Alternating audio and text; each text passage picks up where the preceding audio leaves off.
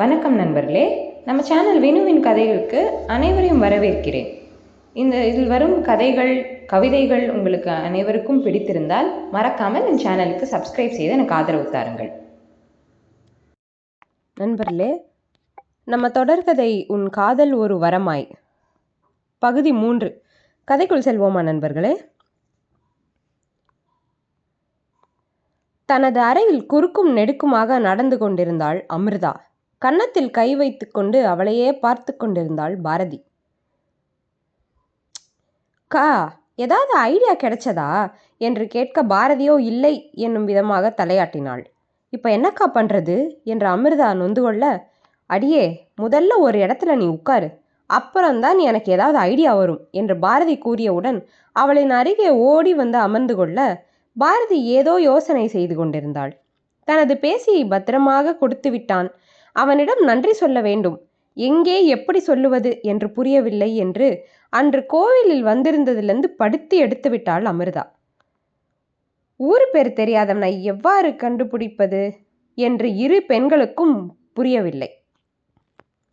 ஏய் அம்மி, அக்கா என்னை அம்மி பம்மின்னு கூப்பிடாத என்று அமிர்தா சினுங்க. அட எவடி இவ, இப்போ இந்த பேரில் என்ன கெட்டு போச்சு? போக்கா அம்மி குடக்கல்லுன்னு என்று முகத்தை சுழிக்க, நான் உனக்கு ஒரு பேர் தான் வச்சேன், நீ உனக்கு பல பேர் வச்சுக்கிற. அச்சோ ஆமா இல்லை என்று அவள் தலையில் தட்டிக்கொள்ள, நீ இன்னும் சின்ன பாப்பா மாதிரி பண்ணிட்டு இருக்க. போங்கக்கா.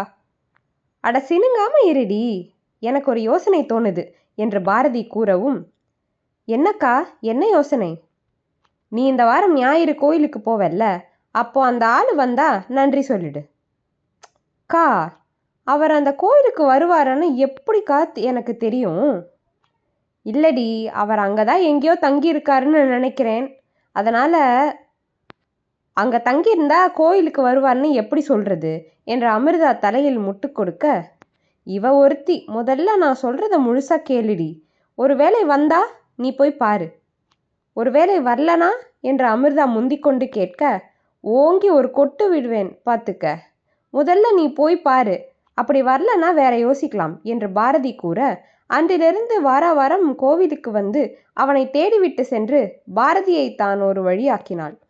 அன்றும் அதேபோல் கோவிலுக்கு தரிசனம் செய்துவிட்டு பரிகாரத்தில் அமர்ந்திருக்க, என்னடி அமிர்தா, கொஞ்ச நாளாக யாரை தேடுற நீ என்று கேட்டபடி அவள் அருகில் அமர்ந்தாள் மாமி, குருக்களின் மனைவி. அதெல்லாம் ஒன்றும் இல்லை மாமி என்று அமிர்தா மழுப்ப, நன்னா அசடு வழியிறப்போ, ஒழுங்காக வேலைக்கு போனோமா வந்தோமான்னு இரு, அப்பா அம்மா இல்லை தேவையில்லாத விஷயத்தில் போய் மாட்டிக்காத என்று கூறிவிட்டு செல்ல அமிர்தாவுக்கு திக்கென்றானது. தான் ஏதேனும் தவறு செய்கிறோமா என்னும் எண்ணம் அதை பாரதியிடமும் பகிர, அட மக்கு புள்ள, அவங்க உன் மேலே இருக்கிற அக்கறையில் சொல்கிறாங்க, அதையே தப்பாக எடுத்துக்கிற? இல்லைக்கா, நான் ஏதாவது தப்பு பண்ணுறேனா, எனக்கு பயமாக இருக்கு. நீ எதை தப்புன்னு சொல்கிற?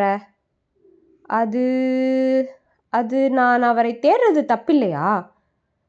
நீ என்ன அவரை விரும்புறியா? அச்சோ இல்லைக்கா, எனக்கு அவர்கிட்ட நன்றி சொல்லணும் அவ்வளோதான் என்று கூற, அப்புறம் என்ன, நீ எந்த தப்பும் செய்யலை, இனி கோவிலுக்கு போனோமா வந்தோமான்னு இரு. கடவுள் அவரை உன்கிட்ட காட்டணும்னு நினச்சா கண்டிப்பாக காட்டுவார். அன்னைக்கு உன்னோட நன்றியை அவர்கிட்ட சொல்லிடு என்று பாரதி கூற, அமிர்தாவிற்கும் அதுவே சரி எனப்பட்டது. சென்னையின் மற்றொரு இடத்தில் உள்ள பெரிய மர ஆலையில்,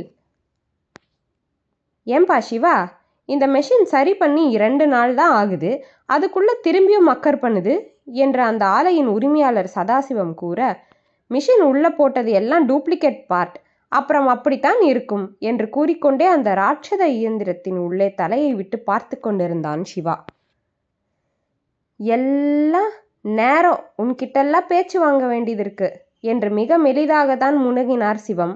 ஆனால் எதிரில் இருப்பவனுக்கு கழுகு காது போல அவர் முனகியதை கேட்டவன் இயந்திரத்தின் உள்ளிருந்து எழுந்து வேகமாக வெளியில் நடக்க, அட என்னப்பா நீ, அவர் ஏதோ கோபத்தில் பேசுகிறாரு, நீ அதையெல்லாம் பெருசுபடுத்திட்டு இன்னைக்கு நைட்டுக்குள்ளே லோடு ஏற்றினி ஆகணும் சிவா, கொஞ்சம் உதவி பண்ணுப்பா என்று தழைந்துதான் கேட்டுக்கொண்டார் அந்த மர ஆலையின் மேலாளர் வேலன். எனக்கு மரியாதை ரொம்ப முக்கியம், நீங்கள் கேட்டதுக்கு நான் பதில் சொன்னேன், அவ்வளவுதான். உங்களுக்கு தான் தேவை இருக்கு, எனக்கில்லை. அதனால் வார்த்தைகளை அளந்து பேசுங்க. அப்புறம் என்ன சொன்னீங்க? என்கிட்ட பேச்சு வாங்க வேண்டியது இருக்கா? ஏன் வாங்கினா என்ன? ஏன் நான் உழைக்கிறேன், சம்பளம் வாங்குறேன். இதில் நான் எங்கே குறைஞ்சிட்டேன்? என்னை மாதிரி 10 பேரை வேலை செய்கிறதுனால தான் நீங்கள் முதலாளி இல்லை என்று முகத்தை எள்ளாக வைத்து கொண்டு கூற, கேட்டுக்கொண்டிருந்த சிவத்தின் முகத்தில் கோபத்தில் சிவந்தது. மாமா, கொஞ்சம் அமைதியா இருங்க. நமக்கு வேலை முக்கியம்.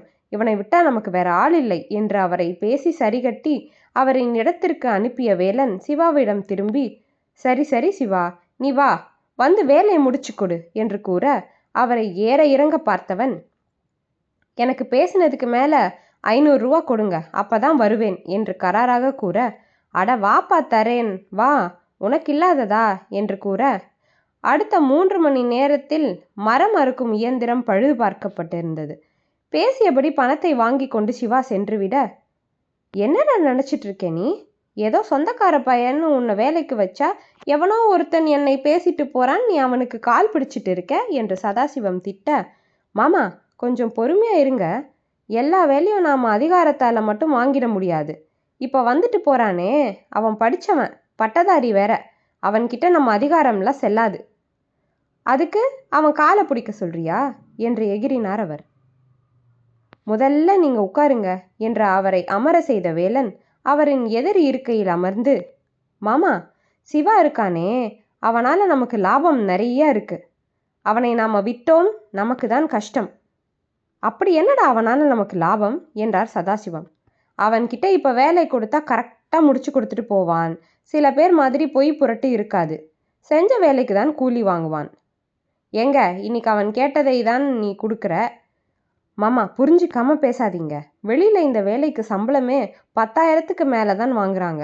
ஆனால் அவன் அப்படி இல்லை, 8,000 தான் வாங்கிட்டு போகிறான். அதோட அவன் வேலை செஞ்சால் கரெக்டாக இருக்கும் மாமா. இங்கே எப்போ எந்த பிரச்சனைன்னு ஃபோன் பண்ணாலும் வர்றது அவன் மட்டும்தான்.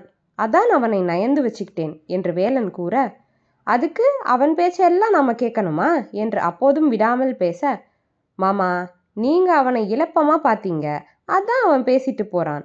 நமக்கு கீழே வேலை செய்கிறவங்க நமக்கு அடிமை கிடையாது மாமா, அவங்களும் நம்மளை போல மனுஷங்க தான் என்று வேலன் விடாமல் பேச, என்னடா எனக்கே அறிவுரை சொல்றியா? அச்சோ மாமா, நான் உங்களுக்கு அறிவுரை சொல்ல முடியுமா? நான் நியாயத்தை சொன்னேன். என்னமோ போ, நீ திறமையாக இருந்து பார்த்துக்கிறேன்னு தான் உன்கிட்ட ஒப்படைச்சிருக்கேன். அந்த நம்பிக்கையை காப்பாற்றிக்க என்று சதாசிவம் அப்போது ஒரு குட்டு வைக்க, என்னால் முடிஞ்சவரை நான் அதை காப்பாற்றிட்டு தான் மாமா இருக்கேன். அப்புறம் இந்தாங்க இந்த மாசத்தோட வரவு என்று 6 லட்சத்தை கட்டாக அவரின் கையில் கொடுக்க, சிவாவை தற்காலிகமாக மறந்து போனார் சதாசிவம். கணினியின் முன் அமர்ந்திருந்த அமிர்தாவின் முன் ஏதோ நிழலாடா நிமிர்ந்தவள் புன்னகைத்து, என்ன வேணிக்கா என்று கேட்க, அது புள்ள, இந்த மாதம் சம்பளம் போட்ட உடனே எனக்கு எப்படி இந்த பேங்க்கில் கட்டுறதுன்னு சொல்லித்தரியா? வீட்டுக்கு எடுத்துட்டு போனால் அந்த வீணா போன மனுஷன் குடிச்சே தீர்த்துடுவான் என்று தன் முந்தானையால் வழிந்த கண்ணீரை துடைத்து கொண்டே கூற, கா அழாதீங்க, நான் கண்டிப்பாக உங்களுக்கு உதவுறேன் என்று அமிர்தா கூற, சரி இன்னைக்கு சாயந்தரமே போய் கட்டுவோமா என்று வேணி கேட்க, இல்லைக்கா, இப்போ நேரம் ஆகிடுச்சு, நாளைக்கு காலையில் கட்டலாம். நீங்கள் உங்களோட ஆதார் கார்டு, ரேஷன் கார்டு இது எல்லாத்தையும் எடுத்துகிட்டு வாங்க என்று கூற, சரி புள்ள, நாளைக்கு எல்லாத்தையும் எடுத்துகிட்டு வரேன் என்று கூறிவிட்டு தனது வேலையை பார்க்க சென்று விட்டார். இப்போதெல்லாம் பாரதி கூறியது போல தன்னுடன் வேலை பார்ப்பவர்களிடம் சகஜமாக பேசுகிறாள் அமிர்தா. முதலில் திடீர் என்று பேசும் அவளை ஒரு மாதிரியாக பார்த்தவர்கள் பின் சகஜமாக பழகினர். அதில் வேணி சற்று அதிகப்படி நெருக்கம்தான் அவளுக்கு. சாவித்திரியை அத்தனை பிடிக்கும். குடிகார கணவனிடம் மாட்டிக்கொண்டு முழிக்கும் போது அவர்தான் அவளை அந்த வேலையில் சேர்த்து விட்டார். தனது வாழ்விற்கு வழிகாட்டியாக இருந்தவர். அதனாலே அவரின் மகளின் மீது தனி பாசம் இருந்தது. அடுத்த நாள் காலையிலேயே வேணியை வங்கிக்கு அழைத்து வந்தவள் அவளுக்கு வங்கி கணக்கு துவங்கி எப்படி உபயோகப்படுத்த வேண்டும் என்று கற்றும் கொடுத்தாள்.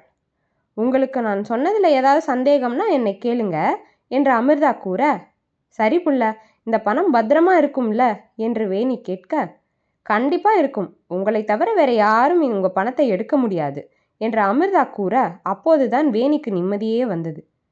2 பிள்ளைகள் இருக்கின்றன, அதை கரையேற்ற வேண்டுமே, அதற்காக தான் அல்லாடுகிறாள். அந்த வார இறுதியில் அமிர்தா கோவிலுக்கு சென்றிருந்தபோது மீண்டும் அவனை கண்டாள். இவள் பரிவாரத்தை சுற்றி வரும்போது குருக்களிடம் நின்று ஏதோ பேசிக்கொண்டிருந்தான். இவள் நெருங்கும் முன் அவன் சென்றிருக்க, சாமி, இப்போ உங்ககிட்ட பேசிட்டு போனாரே, அது யாரு என்று கேட்டவளை மேலும் கீழும் பார்த்தார் குருக்கள்.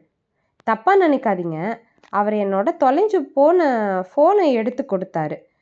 அவருக்கு நன்றி சொல்லத்தான் கேட்கிறேன் என்று இவள் விளக்கம் கொடுக்க, ஓ சரி, அவன் பேரு சிவா, இங்கே தான் பக்கத்தில் இருக்கான், சாயந்தரம் இங்கே தான் இருப்பான், அப்போ வேணா வா என்று விட்டு குருக்கள் சென்றுவிட, அமிர்தா அவர் கூறியது போல மாலை கோவிலுக்கு வந்து அவனை தேடினாள்.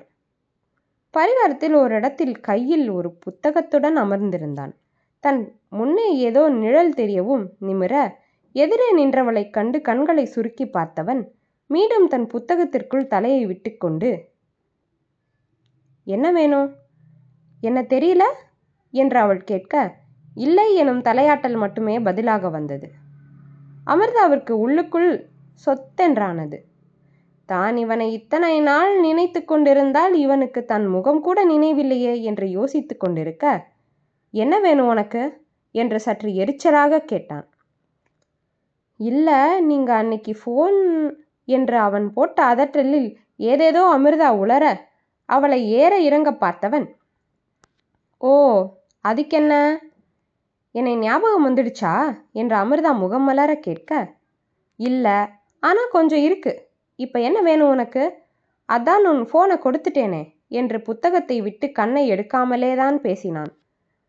என் முகத்தை பார்த்து பேசினாதான் என்னவாம் என்று மெல்ல அமிர்தா முணுமுணுக்க, ஏன் உன் மூஞ்சியை பார்த்து பேசினாதான் பேசுவியா, வந்த விஷயத்த சொல்லிட்டு கிளம்பு. அது ரொம்ப தேங்க்ஸ் என்று அவள் ஒருவாறு கூற ஒரு தலையாட்டல் மட்டுமே அவனிடம் இருந்து கிடைக்க, என்ன இவர் தலையை மட்டும் ஆற்றாரு என்று யோசித்து கொண்டே அவனை பார்த்தபடி நிற்க, வெடுக்கென்று அவன் நிமிர இவள் 2 அடி பின் சென்றாள்.